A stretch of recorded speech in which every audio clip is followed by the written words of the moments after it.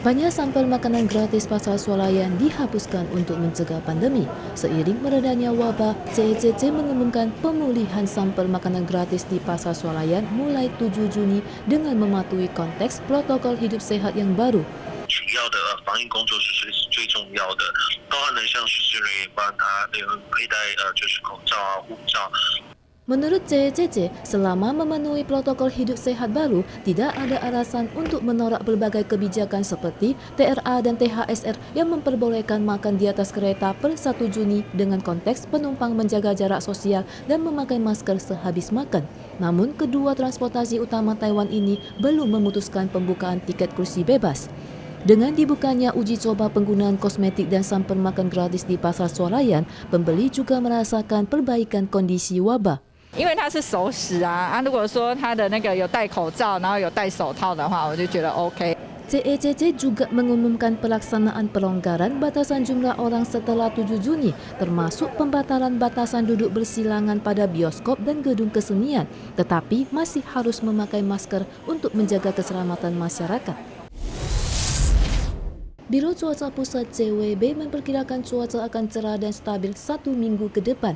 Suhu tinggi di berbagai tempat akan berada di atas 30 derajat Celcius. Tetapi pelaksana tugas Ketua CWB Chen Mingtian melihat perakilan cuaca bahwa Taiwan akan berhembus angin timur mulai 9 Juni. Jika hal ini terus berlanjut, musim hujan Prem akan berakhir.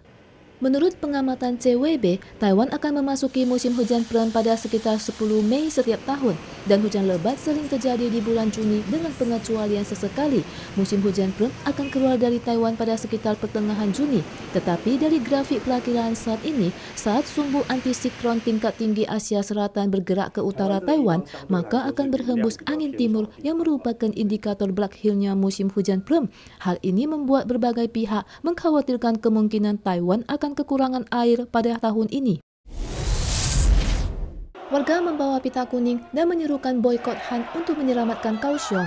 Pemungutan suara pemecatan wali kota Kaohsiung, Han Kuo-yu, akan diadakan pada 6 Juni, sementara pawai aksi tersebut diadakan setiap hari sejak Sabtu lalu. Pawai pemecatan Han dimulai dari kantor wali kota yang berada di Fengshan, dipimpin 4 aktivis dengan membawa pita kuning sambil menyerukan pemulihan Kaohsiung di sepanjang jalan. Setelah tiba di depan alun-alun kamp militer WU, pihak penyelenggara menyebutkan ada 20.000 orang turut dalam aksi kali ini. Han Kuo-yu tidak menghadiri satu-satunya seminar penjelasan pemecatan yang diadakan Sabtu lalu, melainkan menginspeksi kerusakan pertanian dan promosi budaya. Dia tidak mengatur jadwal apapun kemarin dan bersikap dingin atas aksi pemecatan terhadap dirinya, tetapi berniat menyelesaikan masalah dengan kinerja dan prestasi dalam memimpin kota Kaohsiung. Warga Amerika berkulit hitam George Floyd ditekan dengan lutut pada bagian leher oleh polisi berkulit putih meninggal Senin lalu. Hal ini memicu kemarahan publik, menyebabkan terjadinya konflik antara polisi dengan masyarakat di setidaknya 30 kota di Amerika Serikat. Polisi anti huru-hara di Minneapolis menggunakan gas air mata dan peluru plastik untuk membubarkan massa. Seorang staf yang diwawancarai Reuters terkena peluru di wajahnya. Pusat perbelanjaan di Philadelphia dijarah di malam hari. Seperti yang terlihat di gambar, penjara ada yang berkulit putih dan hitam. Demonstrasi di Los Angeles juga memicu kerusuhan. Setidaknya 2 mobil polisi terbakar, 6 polisi terluka, dan 533 orang ditangkap. I'm tired of my black men and my black women being shot, being killed by the NYPD. I'm tired of it.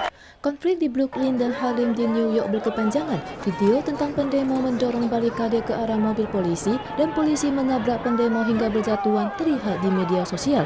Wali kota Bill de Blasio mengimbau warga untuk tenang. Dia berjanji akan segera menyelidiki konflik ini secara khusus.